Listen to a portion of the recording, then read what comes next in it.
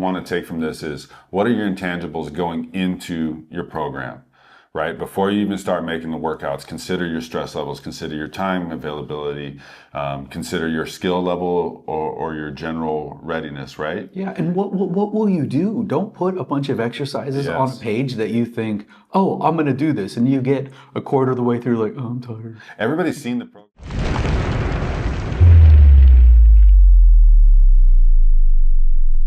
Yes. We use physics in everything. Nerd. Whoa. Welcome back. This is Kettlebell Corner. I'm Jeremiah and this is Roger, and we're going to continue our series on the anatomy of a program today with basically, what are you going to do? Essentially, you have to build the workouts. You do have to. It's not just enough. And if you're curious about where we're at, go ahead and check out the previous video, part 1. And that'll get you up to speed. But essentially now we need to get you into part 1. Add part 1. Okay. And essentially now we need to get you into building the actual work you're going to do. Less of an overview of the matching your goals, which we talk about in that one. Now, how do we get there? And some of that's going to include essentially what Roger affectionately refers to as the intangibles. I don't know if it was affectionately. It is now. So the intangibles are largely about managing human stupidity, which is abundant. When people start putting, stuff on paper, so you've decided on your program, and now let's start making the workouts that go in the program. People do a lot of stupid shit, and by stupid, it's not that they choose necessarily the wrong exercises. It's that they don't take into account the actual constraints in their life. They don't take into account their schedule or their stress level. We were talking a bit off camera. I don't like a lot of endurance stuff. I don't do well with it. He does. So his programs his workouts are naturally longer than mine. Usually, strength, there's a little bit of an inversion, but I do really well with shorter, more intense bursts.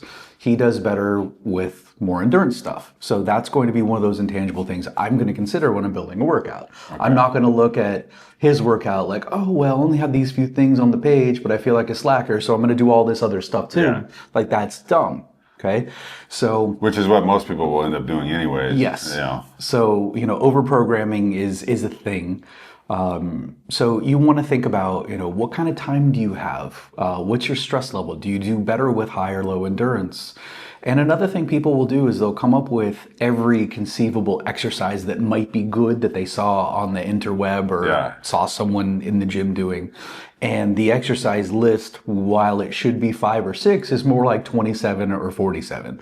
So you have all of these stupid exercises and you're trying to cram them in to horrible effect. And these are the intangible things. This is the put a leash on yourself before you start writing a program, before you start writing a workout, and try to control for the stupid things. The intangibles are really about common sense stuff.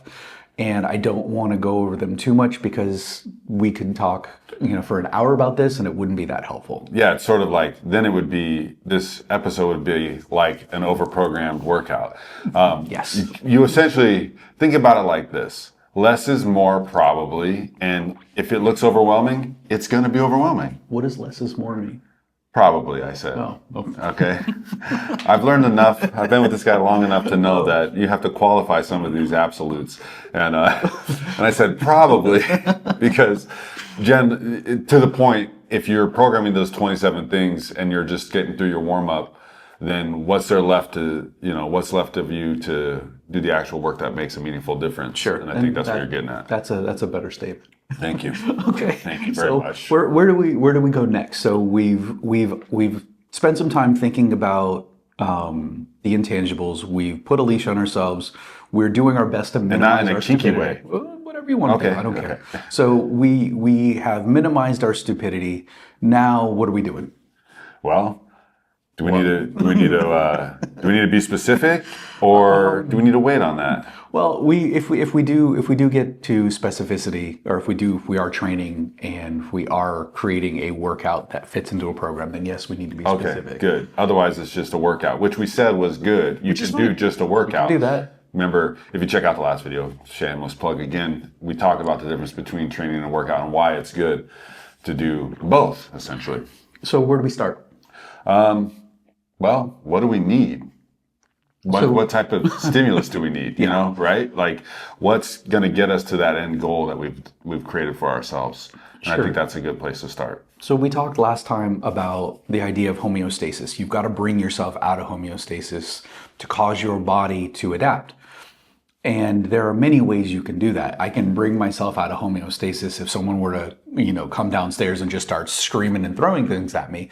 I'm going to get out of homeostasis, but that's not going to get me the results I want. You're not going to get stronger from that. Well, maybe a little mentally. But the point is that you need the appropriate stimulus, and I think sometimes the appropriate stimulus is misunderstood and sometimes overhyped, especially when you get into the sport specific. You get into, what's that guy, that train wreck, Naughty Aguilar? I don't know, but shout out to you, buddy. Shots fired. He's like the ultra super specific. His exercises look like exactly what it is you're doing, and it's nonsense. That's not what we're talking about. I think I do know what you're talking about. He uses cable machines a lot? Yeah. Okay, yeah. So what we're talking about is if you have a particular goal and you're using a workout to meet that goal, what is the stimulus you need at the right time? So let's say we're going into a common one is a speed program. Let's say you want to get faster. Yeah. Okay. Before we talk about what kind of faster you want to get, and before we get into plyometrics and box jumps and, cuts and all kinds of medicine ball work, these are all great things. But you need to ask yourself the simple question, am I strong enough? Because every reputable strength coach and speed coach that I know of will tell you the same thing. You need to have a baseline level of strength before you should pursue speed. And that's for a variety of reasons. Among them, tissue tolerance. If you're getting strong enough, you're going to make your tissue strong enough for that type of work. Neurological excitation, so your brain is capable of generating the forces that you need. So in the act of getting strong, you're actually getting yourself ready to get fast, and then you can start doing some of your specific work. If you even need it, when you're doing this, you should always have a key performance indicator, something you can measure in order to first. Exactly. Right. Something that you can measure and say, hey, is this getting better? If that's the case, then you may not need any other work. And I'm just going to do some basic strength work because this is working for me. Yeah, it turns out I can be faster if I can just, I'm stronger. Exactly. Yeah. So I'm fast enough. I don't need to do more, spend less time in the gym and more time playing my sport or, performing my skill. But you want to make sure that your stimulus is appropriate. And when I do workouts and programs, I think about a funnel, so wide and then narrow. Okay. So what are the big wide things you'll need? A lot of people, will think about. That's enough. I'm sorry. They'll think about GPP or general physical preparedness. Yeah. How do we deal with those things first? Rather than getting specific, am I strong enough? Do my joints work properly? Do I have the movement capabilities that I require to hit the positions I want to hit later? So I'm going to start more general and then narrow down to the specific. Yeah. So can you hit, I guess, the basic movements, right? So regardless, are you able to hinge properly? Can you do some deadlifts or some swings? And let's just keep it in the context of kettlebell. Obviously, you could do it with whatever. Let's say your barbell. You can insert any modality here, but since it's a kettlebell podcast, kettlebell. Can you swing? Can you press a kettlebell? Can you do these basic skills? And let's just say there's 6 or whatever, but can you do these? All right. Can you do 1 rep of them? All right. Now can you do multiple reps of them? And you start to build up capacity in that sense. And then you can start to then say, okay, now in order for me to get stronger, I had better be a bit more specific. And then is that the next narrow point, so to speak? Then you'll get more specific because, look, if you do all 6 of the basic kettlebell skills and you don't have strength or you're not coordinated, that will go a long way in getting you faster. But once you have those basic things, then you're going to need to say, well, wait a second. Is a get up really part of my speed program? Maybe it's a warm up. Yeah, right? yeah, exactly. But do I need to be doing these? Probably not. Maybe swings and snatches will be more appropriate than presses. Not that they're useless, not that they can't fill in, but they may be a little more Less emphasis on that, right? a little more appropriate. Yeah. We were talking off camera. This guy is convinced he wants to run a marathon. And he's I'm convinced I am. Oh, I'm signed up at least. So we were talking about what his workout should be like, what type of kettlebell skills, because that's what he's an expert in that, but he's new to marathons. So how can we use kettlebell training to improve his marathoning? And right now we're working just basic stuff. How can we use swings and snatches and things like that in the right doses to give him the stimulus he needs, prepare his soft tissue for all the pounding and all the road work without tiring him out. So take away from the main goal, right? Exactly. And this is what we're talking about. So the stimulus that he needs right now is basic. It needs to be non-specific because he's still working his way through finding out what works and what doesn't. And if we get super specific and we miss some of the other things. So for example, if we're doing, which we have talked about, if we're doing, let's say, staggered swings to work on his landing, on his single leg control, and basically those running positions. And there is some sports specific or position specific training that is relevant. But if we can get him the same results by doing regular ass swings, and maybe even better, then we should start there and then work into that more specific. So, stimulus up here can be a bit wider and then narrowing down because, again, you want to test this stuff out. You want to see what works. If you can get good results with simple stuff, then do that because the more complex, the greater the likelihood of injury, and the lower the intensity. Or it's going to take away, like for a perfect example on the same vein is every time I would do double bell heavier squats, these are all fitting in and around running sessions. So then the next running session, my legs are just shot. And I'm like, well, why is this the case? Well, because I'm spending a lot of time on my legs and now I'm adding more to my legs. And not that squats aren't helpful because they are, but maybe there's something that's a little less intrusive, I should say, right? Something that's more helpful, but could be less. Maybe it is just swings, and maybe it's just, changing the range of motion, and maybe jerks are enough to give me the leg strength that I need and still get some of the other things. But when it comes down to that, also to the point of a program is it's got to be at least some flexibility and fluidity to it, right? So if that's on my program, which it initially was, I'm like, I'm going to do these. And then I would notice that it was taken away from my main goal. I have to switch that, and I'm okay with that. Absolutely, and something that's really important to realize is let's kind of look at this whole process in terms of snapshots. Okay. At the snapshot where you are with your training, he was strong going in. He had already done all of the basic work. He had we just did strong first level 2, right? Yeah. When you kind of started this. So for those of you who don't know, you need to do a half body weight press.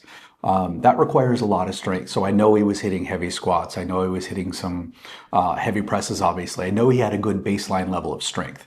So when you hear something like, oh, well, my legs feel shot, that could be for two reasons. Either A, your program and your workout is stupid and you're overdoing it. Okay, that's possible. That's the question. But that's probably where we're going to err with him because he's ready. We've already gotten the basic stimulus down. But if you're not there, then maybe you could hit heavier squats as a pre-marathon training block. Yeah, like the base level or something. Exactly right. So before I get into the big, very specific training, I'm just going to hit my basic skills. I'm going to make sure I get my heavy squats or whatever. That way, you're doing all of that conditioning and that preparation before you get into your very specific work, and maybe even before you start doing a ton of road work. Yeah, and that actually, in the world of running, through everything I've researched and just been through, that is the appropriate method. And as it's come to be, whenever I back off from the heavier squats and I just stick with something simple as just some swings and like I said, the aforementioned jerks, my body still feels good to run and it's still keeping the goal. But you got to be cool with understanding, like, I need to take a step back from that because that's not helpful to where you want to be. And, where are you at in the funnel, so to speak? So that baseline is the top of the funnel. I don't need to go back up to the top and come back down. Oh, what's in this section of the funnel? We all seen a funnel, maybe like beer bong or something. Yep, maybe. College days. So college days. We can get into why swings at this point will be a better option than squats. We can get into proper, stimulus of soft tissue. We can get into loading, intensity, all of those things. But I think this is probably a good stopping point for this. Because this isn't about how you can use kettlebells to be better at running. No. But you could, and that's maybe another time. But essentially, what you want to take from this is what are your intangibles going into your program? Right? Before you even start making the workouts, consider your stress levels, consider your time availability, consider your skill level or your general readiness, right? Yeah, and what will you do? Don't put a bunch of exercises on a page that you think, oh, I'm going to do this, and you get a quarter of the way through like, oh, I'm tired. Everybody's seen the program and been like, oh my God, that's a lot. And then you see something that you're like, oh wow, that's cool. I can do that. And believe it or not, we've trained enough people and been through enough of this stuff ourselves that enough is enough, right? Like when you're pressing, to get the half body weight press, you know what I did? I had, whatever X amount of rounds of certain presses, and that's it. And that was my session for the whole day. And 20 minutes later, 30 minutes later, I was done. I'm like, oh, okay, that's it? Yeah. Okay. And that's what carries over to the goal. So think about that. And then, what are the appropriate stimuluses for where you're at? Are you generally prepared, right? For one, and then you can get more specific. Think of it as the funnel. Roger's funnel analogy is perfect for the sense that fill here and then let it trickle down. And as you get closer to your goal, obviously the specifics become more important. So that's part 2. So be sure to check out part 1. Download the Bells app on the iOS store and like and subscribe. If you made it this far, you better like and subscribe. That's it. No threats. And this is Michael from the office with bad center of mass. But that's for another video. Oh boy. That's what she said. Anyways, stay strong. Anything else? Okay, I already said it. Bye.